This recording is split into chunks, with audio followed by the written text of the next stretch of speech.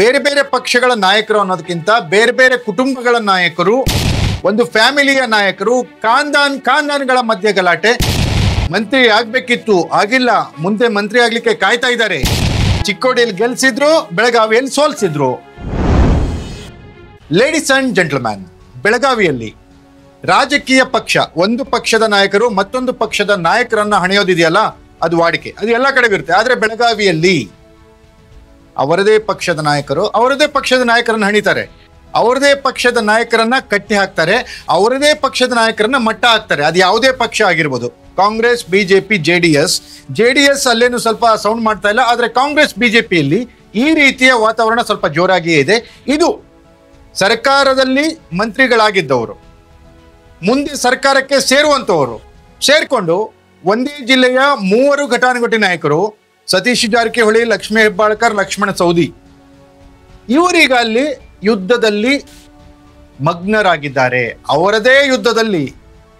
ಇದು ಇವತ್ತಿನ big exposed story. ನೆಲ ಜಲ ಭಾಷೆಗಾಗಿ ಪ್ರಾಮಾಣಿಕ ಪತ್ರಿಕೋದ್ಯಮ. ನೀವು ನೋಡ್ತಾ ಇದ್ದೀರಾ ಫೋಕಸ್ ಟಿವಿ, ನಾನು ಹೇಮಂತ್.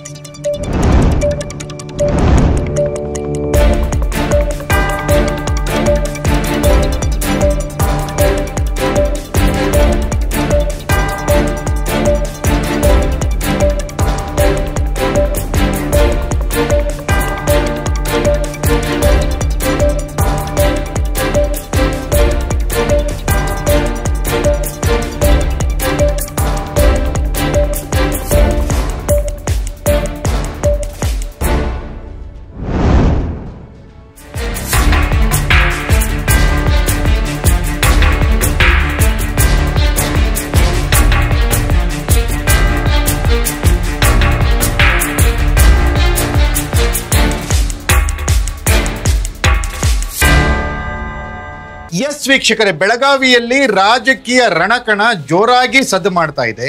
ರಾಜಕೀಯ ಕೆಸರೆರ್ಚಾಟ ಮಿತಿ ಮೀರಿದೆ. ರಾಜಕೀಯ ಕಣ ರಣರೋಚಕ ಘಟ್ಟವನ್ನ ತಲುಪಿದೆ. ವಿಶೇಷವಾಗಿ ಬೆಳಗಾವಿಯಲ್ಲಿ ಬೇರೆ ಬೇರೆ ಪಕ್ಷಗಳ ನಾಯಕರು ಅನ್ನೋದಕ್ಕಿಂತ ಬೇರೆ ಬೇರೆ ಕುಟುಂಬಗಳ ನಾಯಕರು, ಒಂದು ಫ್ಯಾಮಿಲಿಯ ನಾಯಕರು, ಖಾನ್ದಾನ್ಗಳ ಮಧ್ಯೆ ಗಲಾಟೆ, ಇವೆಲ್ಲವೂ ಸರ್ವೇ ಸಾಮಾನ್ಯ. ಅಂಥದ್ರಲ್ಲಿ ಈಗ ಕಾಂಗ್ರೆಸ್ನ ಘಟಾನುಘಟಿ ನಾಯಕರು ಬೆಳಗಾವಿಯಲ್ಲಿ ಯಾರಪ್ಪ ಇದ್ದಾರೆ? ಎಸ್, ನಂಬರ್ 1 ಉಸ್ತುವಾರಿ ಮಂತ್ರಿಗಳು ಸತೀಶ್ ಜಾರಕಿಹೊಳಿ. ಸೆಕೆಂಡ್ 1 ಮಹಿಳಾ ಮತ್ತು ಮಕ್ಕಳ ಕಲ್ಯಾಣ ಇಲಾಖೆ ಸಚಿವೆ ಲಕ್ಷ್ಮೀ ಹೆಬ್ಬಾಳ್ಕರ್. ಮತ್ತೊಬ್ರು ಮಂತ್ರಿ ಆಗ್ಬೇಕಿತ್ತು, ಆಗಿಲ್ಲ, ಮುಂದೆ ಮಂತ್ರಿ ಆಗ್ಲಿಕ್ಕೆ ಕಾಯ್ತಾ ಇದ್ದಾರೆ, ಮಾಜಿ ಉಪಮುಖ್ಯಮಂತ್ರಿ ಲಕ್ಷ್ಮಣ ಸವದಿ, ಲಕ್ಷ್ಮೀ ಹೆಬ್ಬಾಳ್ಕರ್ ಮತ್ತೆ ಸತೀಶ್ ಜಾರಕಿಹೊಳಿ. ಇವರು 3 ಜನ ಕಾಂಗ್ರೆಸ್ನ ಘಟಾನುಘಟಿ ನಾಯಕರು ಬೆಳಗಾವಿ ಜಿಲ್ಲೆಯಲ್ಲಿ.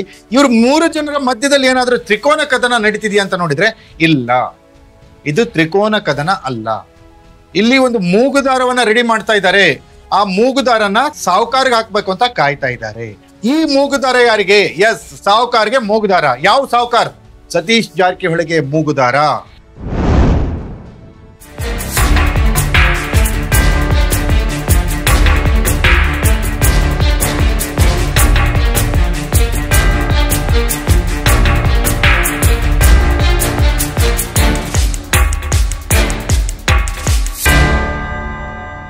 ಎಸ್ ವೀಕ್ಷಕರೇ, ಮೂಗುದಾರ ರೆಡಿ ಆಗ್ತಾ ಇದೆ.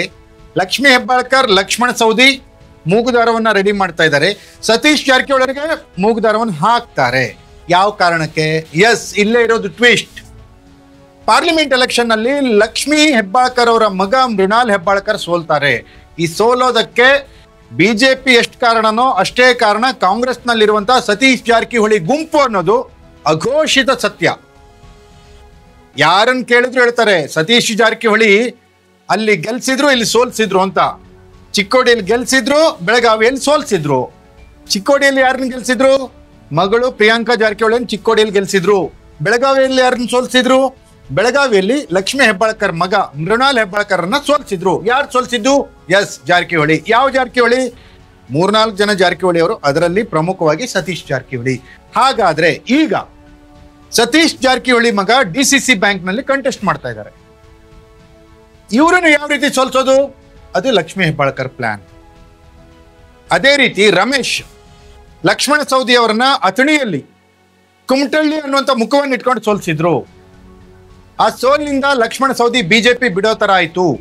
ಬಿಜೆಪಿಯ ಶಿಸ್ತಿನ ಸಿಪಾಯಿ ಸೌದಿ ಬಿಜೆಪಿಯನ್ನ ಬಿಟ್ಟು ಕಾಂಗ್ರೆಸ್ಸಿಗೆ ಬಂದ್ರು. ಲಕ್ಷ್ಮಣ್ ಸೌದಿ ಅವರ ಶಕ್ತಿಯನ್ನ ತೋರಿಸಿದ್ರು. ಅಥಣಿಯಲ್ಲಿ ಅವರು ಗೆದ್ರು, ಅದು ಹೆಚ್ಚಿನ ಮತಗಳ ಅಂತರದಿಂದ ಗೆದ್ರು. ಅಕ್ಕಪಕ್ಕದ ಕ್ಷೇತ್ರಗಳಲ್ಲೂ ಕೂಡ ಕಾಂಗ್ರೆಸ್ ಗೆಲ್ಲುವಂತೆ ನೋಡ್ಕೊಂಡ್ರು. ಈಗ ಟೈಮ್ ಬಂದಿದೆ, ಬಾಣವನ್ನ ವಾಪಸ್ ಬಿಡಬೇಕಲ್ಲ, ಆ ಟೈಮ್ ಬಂದಿದೆ. ಆ ಟೈಮ್ ಹೇಗೆ ಬರ್ತಾ ಇದೆ? ಡಿಸಿಸಿ ಬ್ಯಾಂಕ್ ನಿಂದನೇ ಲಕ್ಷ್ಮಣ ಸೌದಿ ಅಧಿಕಾರಕ್ಕೆ ಬಂದವರು, ರಾಜಕೀಯಕ್ಕೆ ಬಂದವರು. ಈಗ ಡಿಸಿಸಿ ಬ್ಯಾಂಕ್ ನಿಂದ ಸೌದಿ ಅವರನ್ನು ಹೊರಗೆ ಹಾಕ್ಬೇಕು ಅಂತ ಜಾರಕಿಹೊಳಿ ಫ್ಯಾಮಿಲಿ, ಅಲ್ಲಿ ಜಾರಕಿಹೊಳಿ ಫ್ಯಾಮಿಲಿ ಅಂದ್ರೆ ಸತೀಶ್, ರಮೇಶ್ ಏನೇನೋ ತಂತ್ರಗಳನ್ನು ಮಾಡ್ತಾ ಇದ್ದಾರೆ. ಇಂಥ ಟೈಮನ್ನು ಉಪಯೋಗಿಸ್ಕೊಂಡು ಲಕ್ಷ್ಮಣ ಸೌದಿ ಮತ್ತು ಲಕ್ಷ್ಮೀ ಹೆಬ್ಬಾಳ್ಕರ್ ಒಟ್ಟಾಗಿ ಸಾಹುಕಾರ್ಗೆ ಮೂಗ್ದಾರ ಹಾಕ್ಲಿಕ್ಕೆ ರೆಡಿ ಮಾಡಿದ್ದಾರೆ. ಈ ಮೂಲಕ ತನ್ನ ಮಗನಿಗಾಗಿರುವ ಸೋಲನ್ನ ತೀರಿಸಿಕೊಳ್ಳಲಿಕ್ಕೆ ಲಕ್ಷ್ಮೀ ಹೆಬ್ಬಾಳ್ಕರ್ ಪ್ಲಾನ್ ಮಾಡಿದ್ರೆ, ಇಲ್ಲದೆ ಇರುವಂತಹ ಇರುವೆಯನ್ನ ತಂದು ಅಥಣಿಗೆ ಬಿಟ್ಟಂತಹ ರಮೇಶ್ ಜಾರಕಿಹೊಳಿ ವಿರುದ್ಧ ಸೇಡು ತೀರಿಸಿಕೊಳ್ಳಿಕ್ಕೆ ಲಕ್ಷ್ಮಣ ಸೌದಿ ಪ್ಲಾನ್ ಮಾಡಿದ್ದಾರೆ. ಒಟ್ನಲ್ಲಿ ಇವರಿಬ್ಬರ ಅಂದ್ರೆ ಇವರ 3 ಜನರ 2 ಗುಂಪಿನ ಗುದ್ದಾಟ ಯಾವ ರೀತಿ ಕನ್ಕ್ಲೂಡ್ ಆಗುತ್ತೆ ಕಾದು ನೋಡಬೇಕಿದೆ. ಇದಾಗಿತ್ತು ಇವತ್ತಿನ ಎಕ್ಸ್ಪೋಸ್ಡ್ ಸ್ಟೋರಿ. ನೆಲ ಜಲ ಭಾಷೆಗಾಗಿ ನೋಡ್ತಾ ಇರಿ ಫೋಕಸ್ ಟಿವಿ.